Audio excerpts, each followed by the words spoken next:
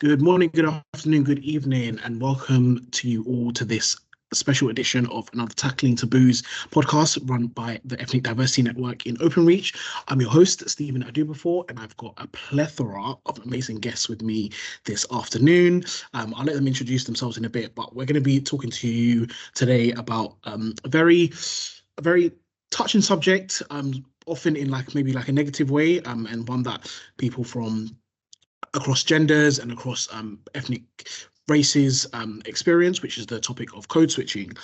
So this is done through speech, through body language, through professional life, personal life. Like, it covers so many different aspects of our lives, and the people on the panel today are here to kind of discuss their experiences and, as always, discuss how we can potentially move forward from what is potentially an issue, but also maybe even some benefits of doing so, etc., etc. But yeah, just having that real life experience of the topic of code switching and how it affects all of us. So I'll go for introductions based on how I can see people on my screen. So I will start with Pete. Hiya. So yeah, I'm Peter. I work in learning and development as a designer, so design training content.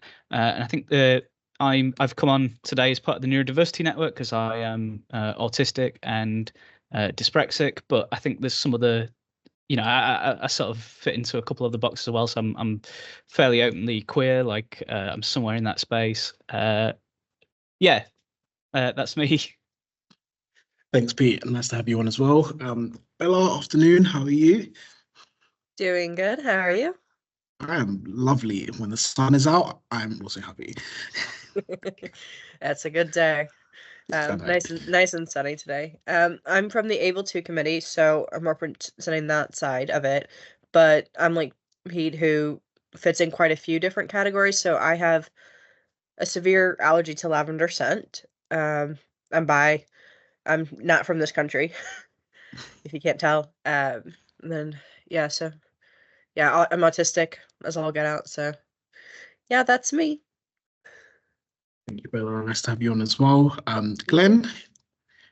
Afternoon. Hi, yeah, I'm Glenn. I'm from London. I'm very old. One of the protected characteristics nobody remembers about. I come from an ethnic diversity background. That's sort of how I got into this. I'm also an ally. I call myself. I've always been an ally, I think, but I'm passionate about diversity and inclusion and accepting that we're all diverse, and it's a good thing. We should celebrate it, and then we should be getting on with the job of including each other and being accepting. So, yeah. Thank you, Glenn. Pleasure to have you on as always. Janet, afternoon. Good afternoon and hello everyone. So my name is Janet Walker. My day job is a data analytics coordinator within National Infrastructure.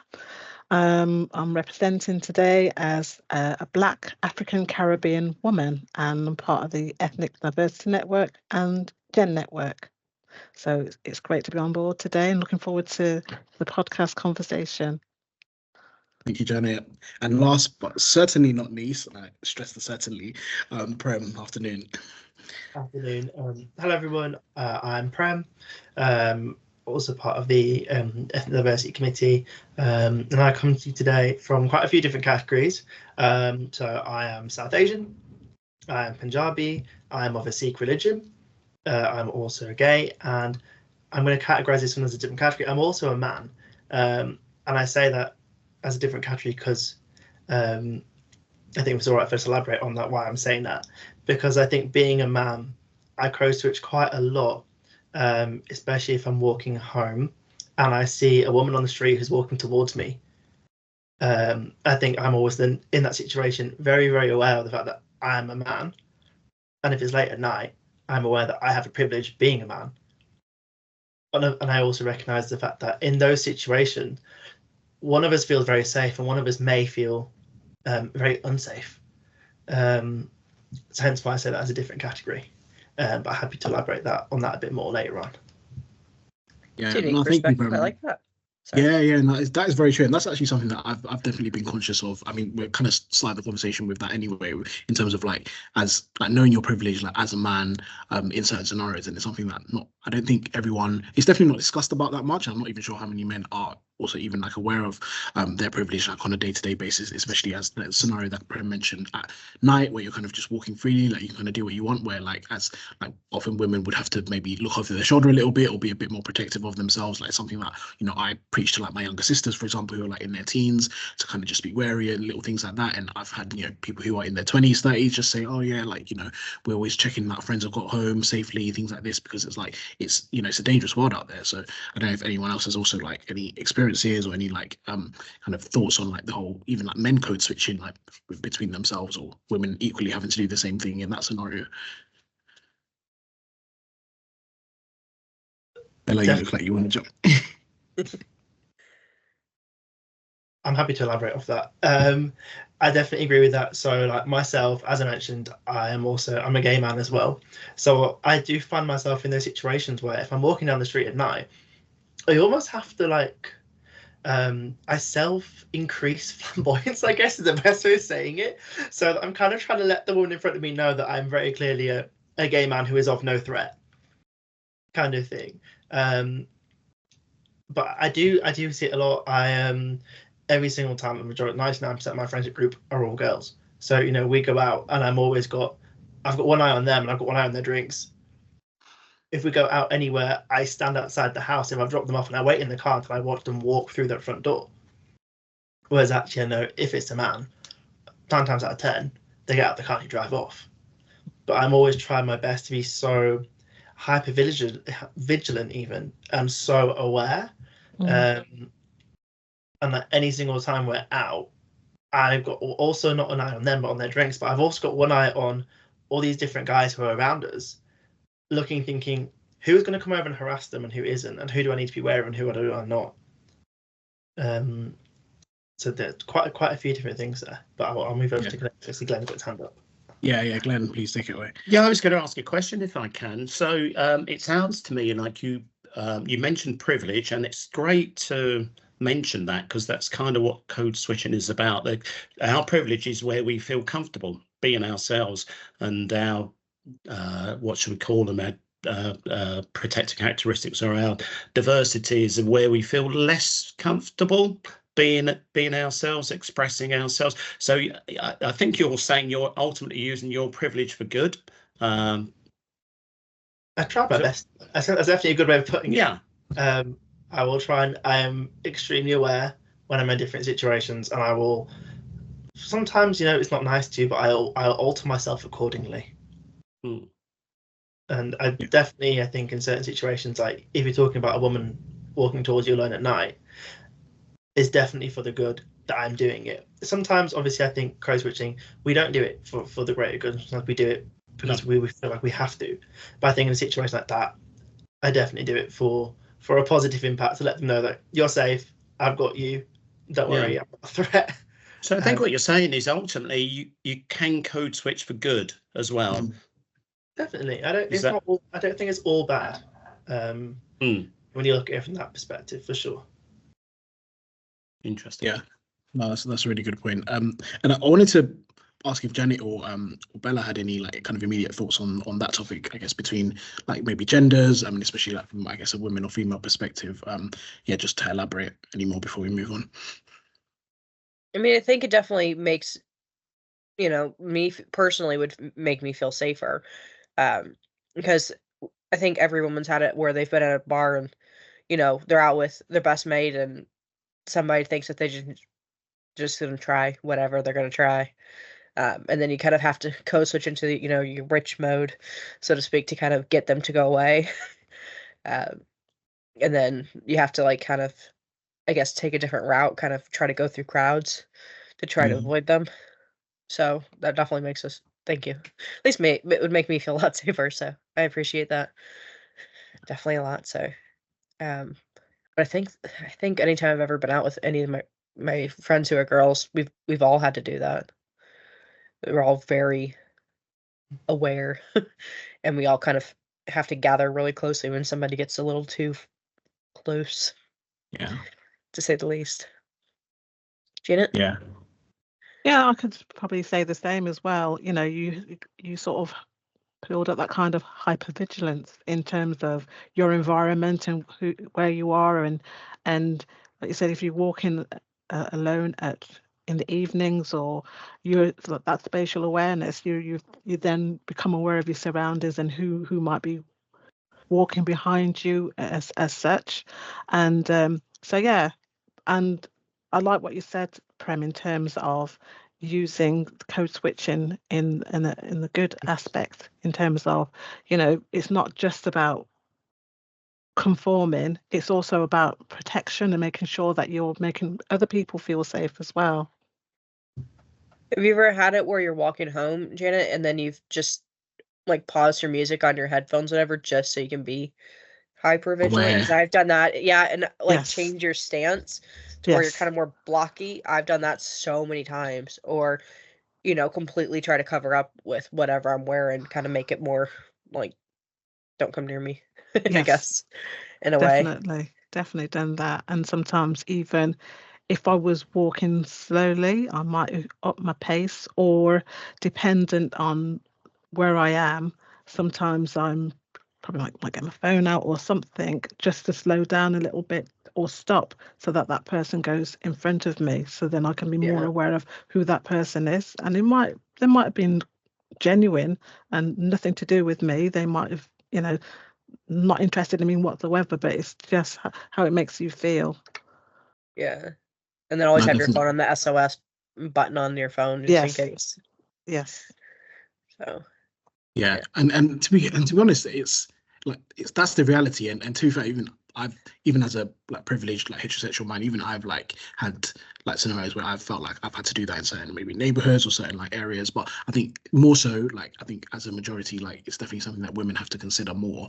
But it does make me like sad to like know that if I'm like walking and I come like face to face like with a woman like late at night, like because of I guess what like the statistics are, because of what like the stereotype is, and especially like I would get certain stereotypes as a black man, like then I would have to like change what I do to kind of like almost like prove myself innocent before like someone's already like thought that I'm going to be guilty if I've even like, kind of done anything, which is sad. But I also like appreciate that like the way the world is, and actually me doing that like does potentially give like the woman like some kind of comfort, which like I'm kind of more than happy to do, but it's sad that we've like, had to live in that reality.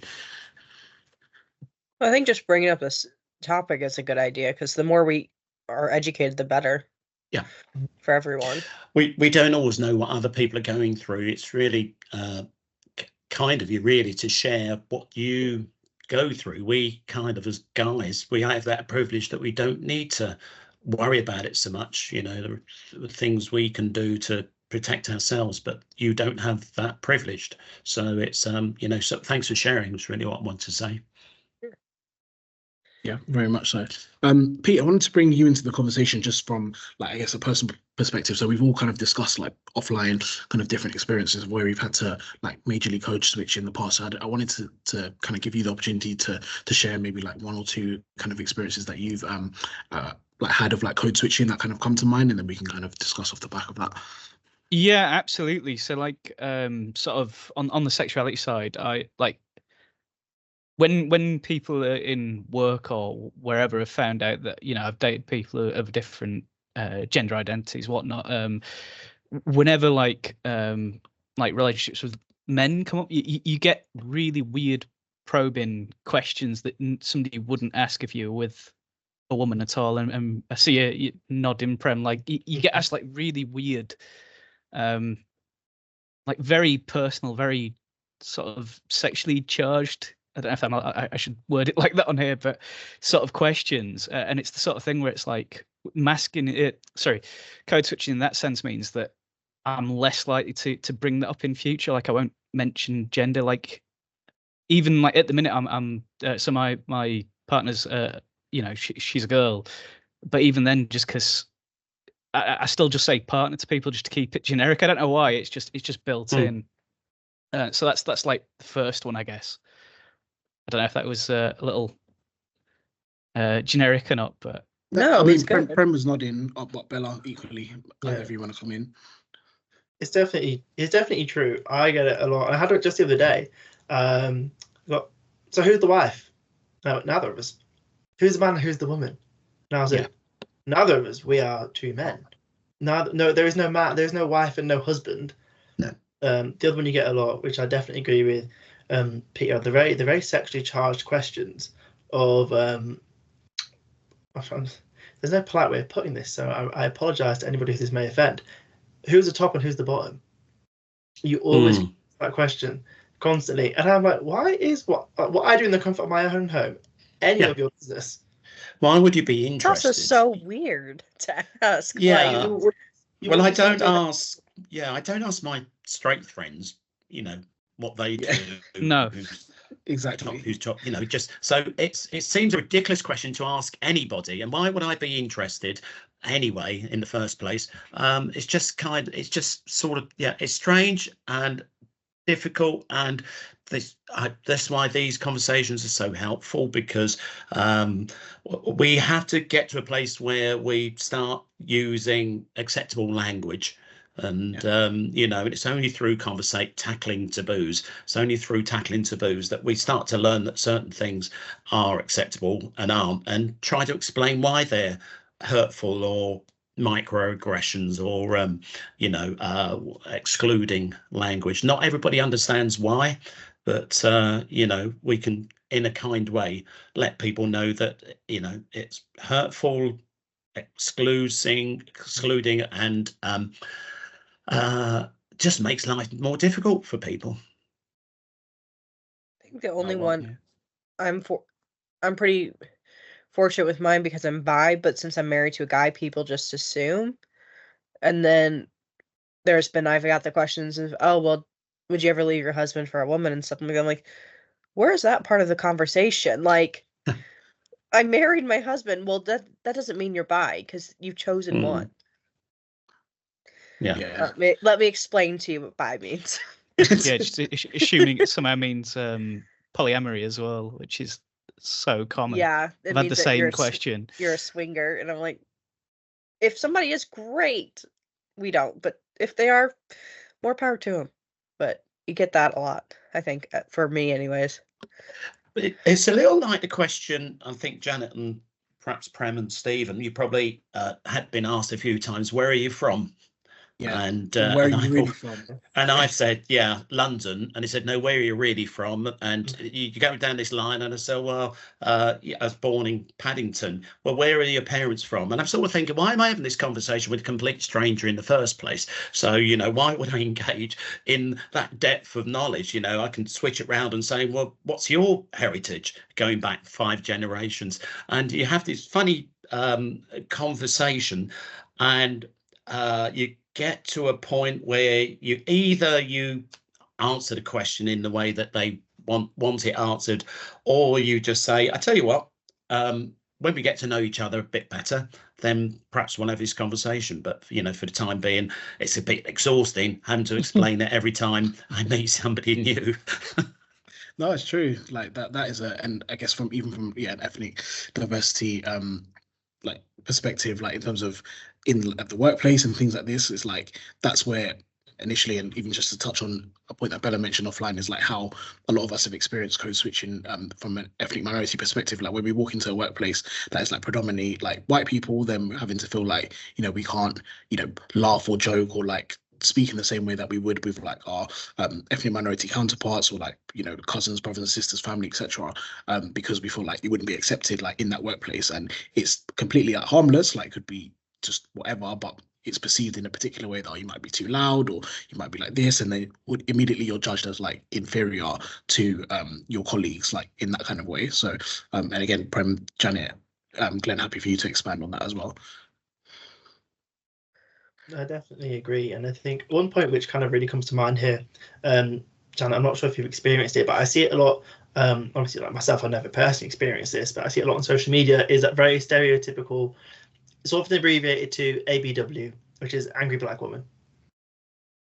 Absolutely, yeah, definitely, and because sometimes as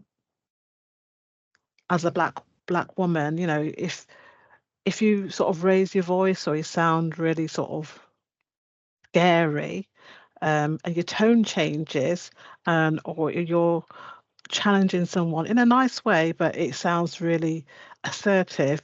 So rather than being deemed, oh, you're very strong or assertive, you're an angry black woman because, you know, oh, your tone has changed and oh, I don't know how to approach you. So, you know,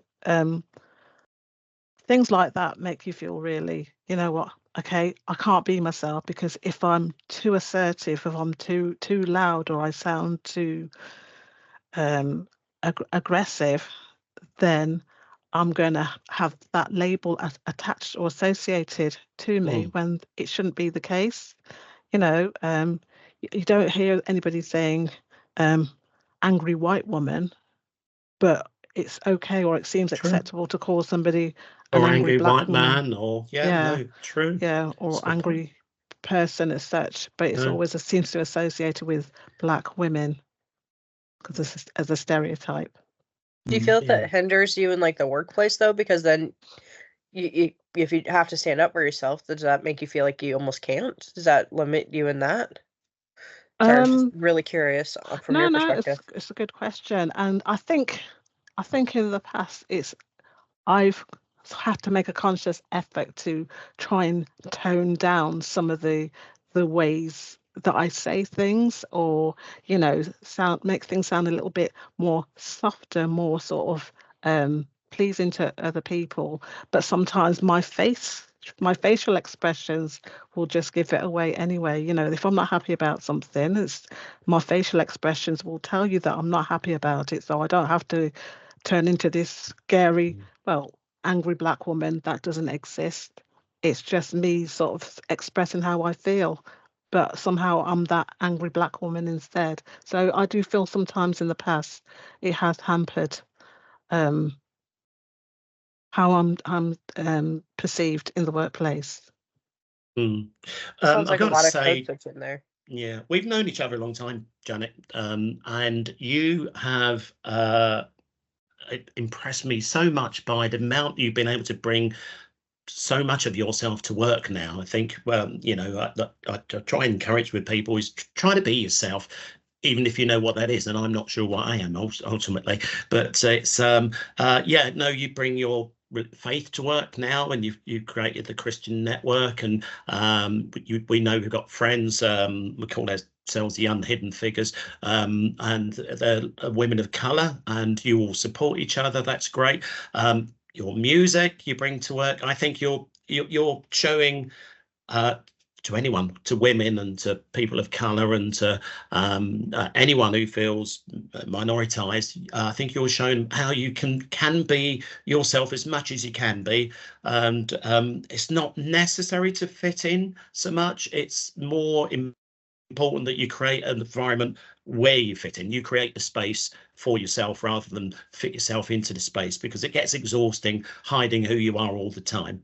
You know. Yeah, Glenn, I'm really happy you brought that up as a point, because I think that's often probably where like the nucleus of code switching like probably was birthed anyway, in the sense that like, you're trying to like fit into a world that you believe doesn't like mirror like yourself, so you're having to, you know, change the way you speak, change the way you walk, change the way you you know, write emails, even like it could be, you know, anything silly like that. So I guess how do we, as even like a business or like a society, like create well, let's speak more about a business, like we're all open reach here, right? So it's like, how do we like create a business that allows people to like truly like bring themselves to work, but not in a way that like has to conform to what would be like the stereotypical like status quo of like how the workspace is, but actually like what themselves truly is in like a professional sense.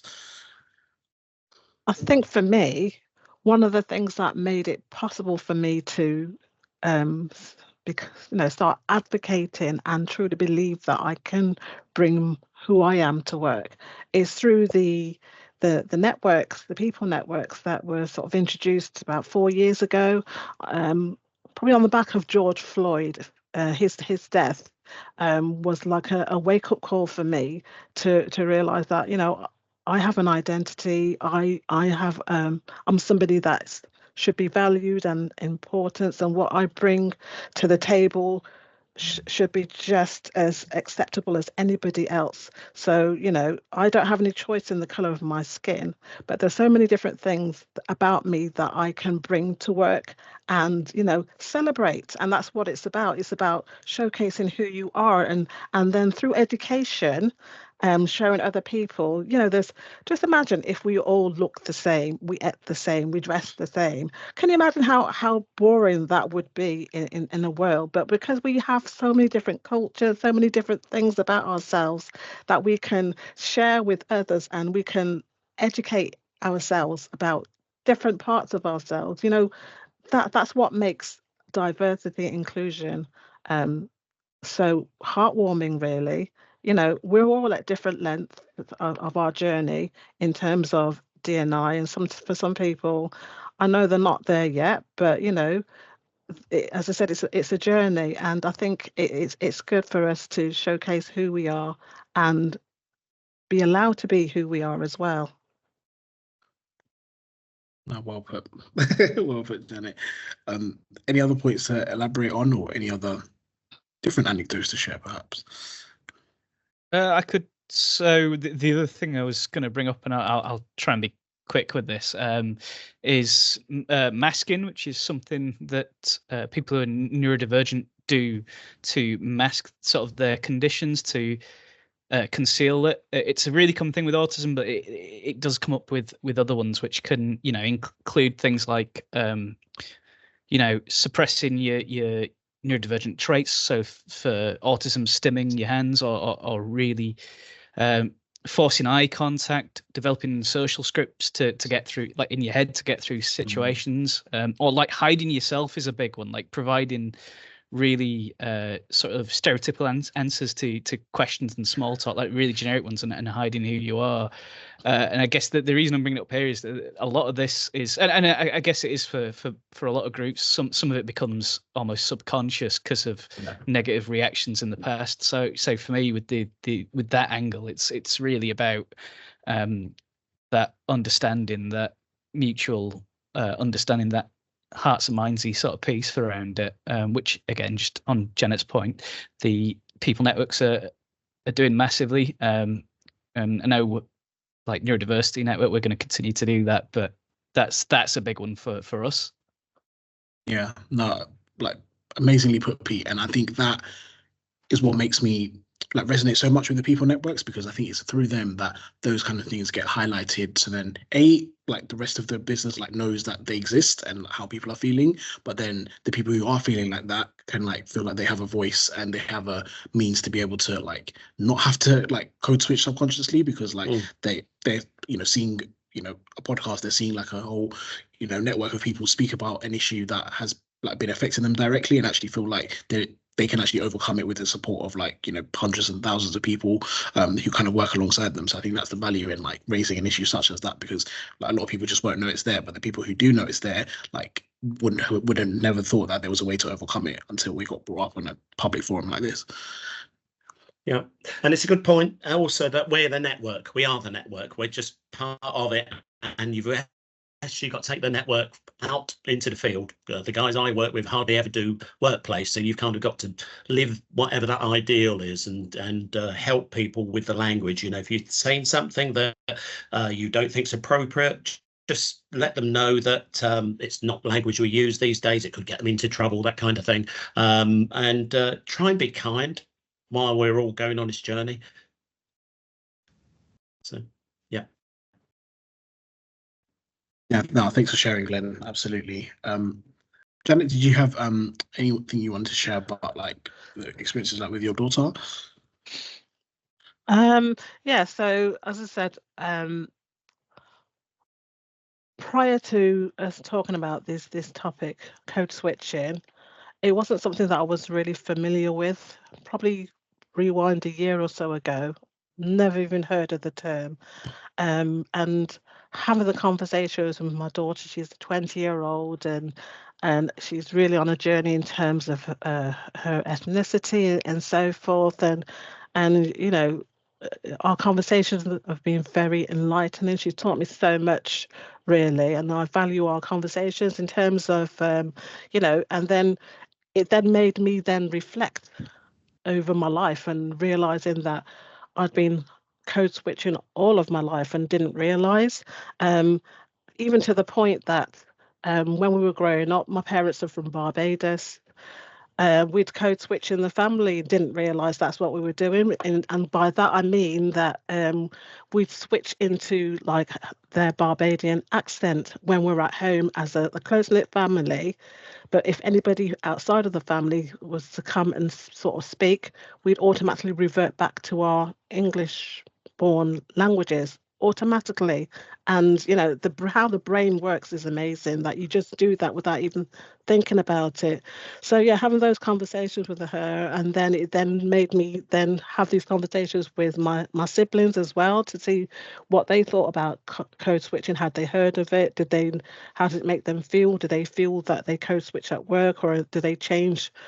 I would say it's like a little bit like a chameleon, really. Changes to adapt to its environment. And is that fight or flight? Do you feel more safe and protected when you code switch?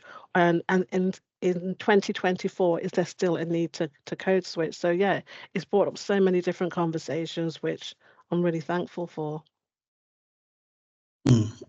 It's so funny you brought that up, Jenny, because I can definitely resonate with that in terms of like, even like just parents or like aunties and uncles like picking up the phone. Like, so you could be in a house where, like, you know, like, I'm from Ghana, so let's say like we've got like an African household and everyone's like talking in their own dialect, and the moment the phone rings and then you run over to the landline, as it was before WhatsApp and everything, it was the landline. Pick up the phone, but okay, that's a number I don't really recognize, and then you put it on your posh British voice and say, "Oh, it's Stephen on the phone." Telephone voice.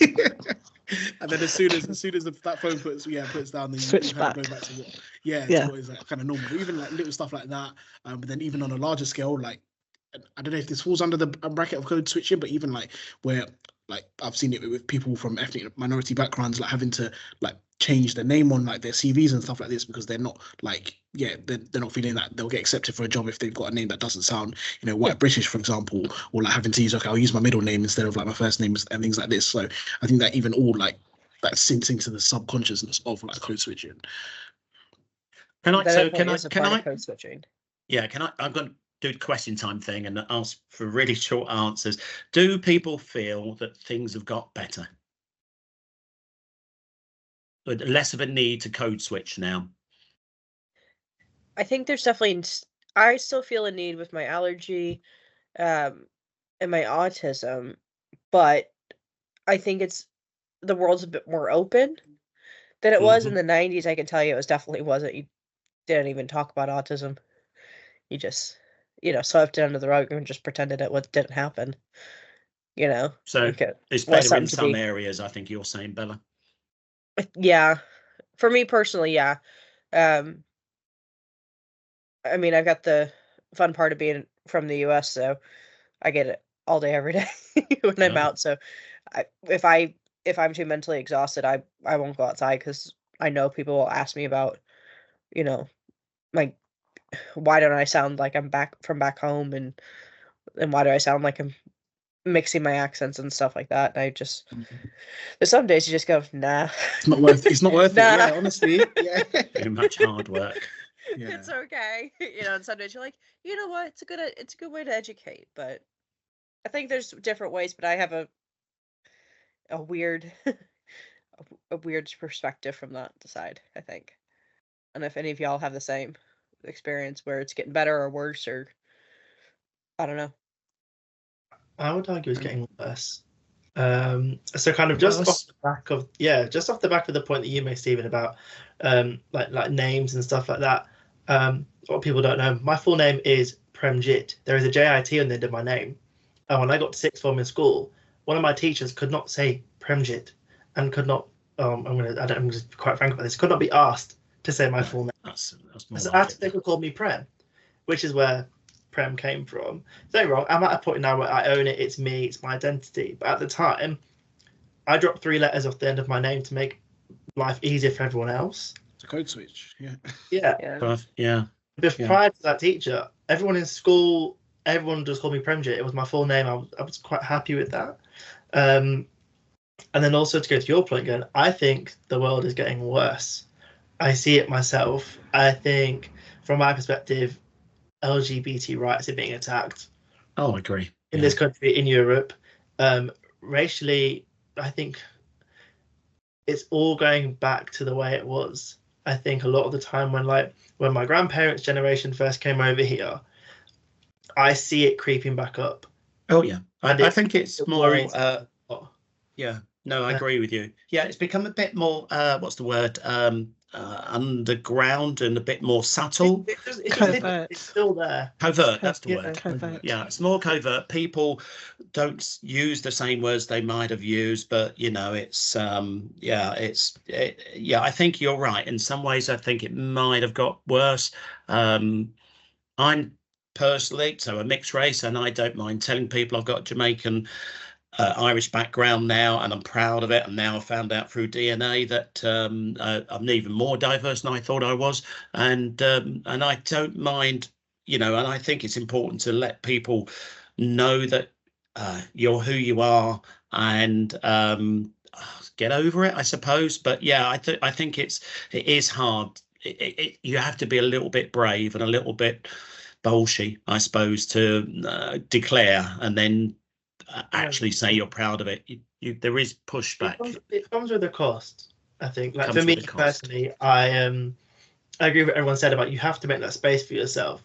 And I think kind of code switching before, especially like being like LGBT and South Asian, you have to kind of pick one.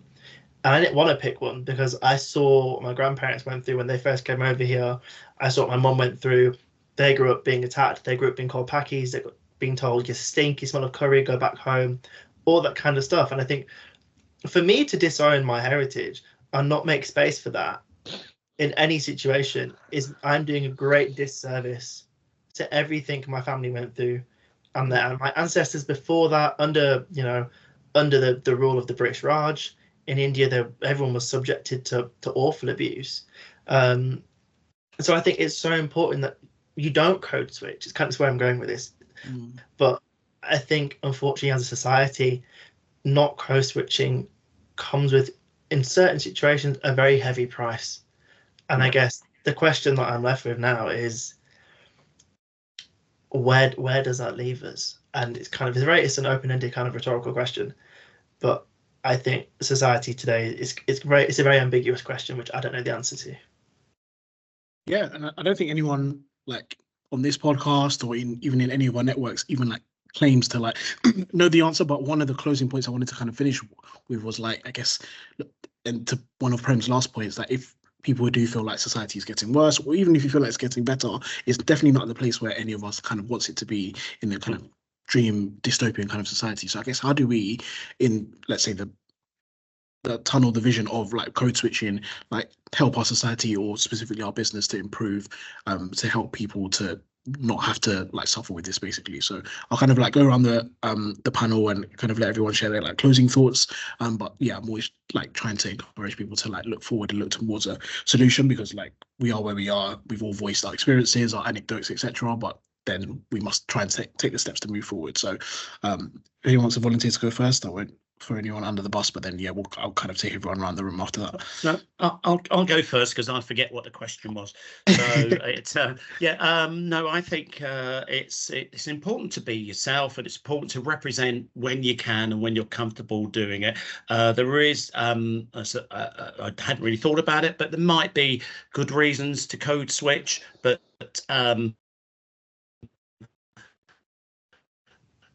doing that you're a beautiful, diverse person, and if and when you can, try to let people know that you're just great as you are, and and try to educate them, try to bring them into your world and explain where you're from, and then you don't feel so awkward, and you don't need there isn't such a need to code switch. So try and create that environment where you feel like you can fit in. Well said. Thank you, Glenn. Bella? You're on mute, by the way. Sorry. Yeah, that's me. I'm sorry. Yeah, so I think the big thing about code switching is that it hits every network in a way, because it hits EDN, it hits Able to for people with disabilities, it hits Neuro, it hits Pride, it hits Gen, it hits so many. It touches everyone. Everyone's either affected by it or knows somebody that is, which I think is important to recognize. Yeah, great. Thank you, Bella. Janet? I think one of the key things for me is that not everybody knows of what code switching is, or it is not impacted by code switching, or I could be code switching, but somebody might not know that I'm doing it.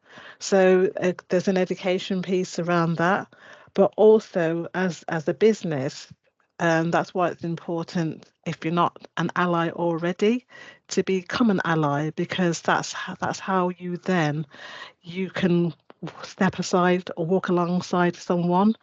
You can't necessarily walk in their shoes, but knowing that you've got someone there that's going to sort of, be there with you and supporting you makes a huge difference. Yeah, agreed. And that's even one of the only ways that you'd even, like, if you're in a privileged position, be able to even know that code switching exists, because you sign up to the allies, inclusion allies, and like went through the course, the training, etc. Like that. Those are some of the key things that they talk about, which you wouldn't have the opportunity to come across just in your day-to-day life, because that's the privilege that certain groups have, right? So yeah, well said, Janet. Thank you. Prem? I think there's been some really, really good points. So I kind of just want to reiterate everybody's, which is, I think, as a business, just be that little bit more aware that we're really creating an open environment. I think we're just really scratching the surface here, and I think there is so much more that we can be doing, and that there is so much more to say. And really, like, we're tapping into those people who, I think, also from an intersectional point of view, span multiple, like, different networks, different categories. So I think overall is my final point, is create an open environment for everybody. And I think ultimately, just be kind. You don't know what you know about this much of what someone's going through, what's going through their mind, or about them. So just be a nice person and be welcome and be open. No, well put. Thank you so much, Prem. Pete? Yeah, so just really sort of almost repeat myself here, but so please tell me if I am. For me, with the just thinking of the neuro stuff, but it applies to lots of things. It's that education piece. It's that the having the networks be front and center, and making sure this information gets out to people within the business. Yeah, it's just that learning experience, that knowing a little bit about somebody who isn't like you, just that mutual understanding. Yeah. I agree. Yeah, that education piece I think, has to underpin everything, and it comes from like a top-down space where people are like afforded the space to like bridge the gap and educate each other, but then also from a bottom-up space where even people who are like victims and suffering from certain issues feel like they have the space to educate others, but then also even themselves be kind of educated as well. So yeah, well said. Thank you very much, Pete. And thank you all for joining us on the Tackling Taboos podcast for another very special episode. We'll be releasing this on various different channels, so Workplace for those who are internal, but also like our YouTube page for those who are external to OpenReach as well. So please share it to those if you listen to any points that you think are really like relevant to yourselves or anyone in your business or your wider circles. Then we encourage everyone to kind of share it around, to get the conversation going and to spread that educational piece as well. So yeah, once again, I've been your host, Stephen Adubafor. This has been the Ethnic Diversity Network's Tackling Taboos podcast, and we will see you very soon. Thank you. Bye-bye.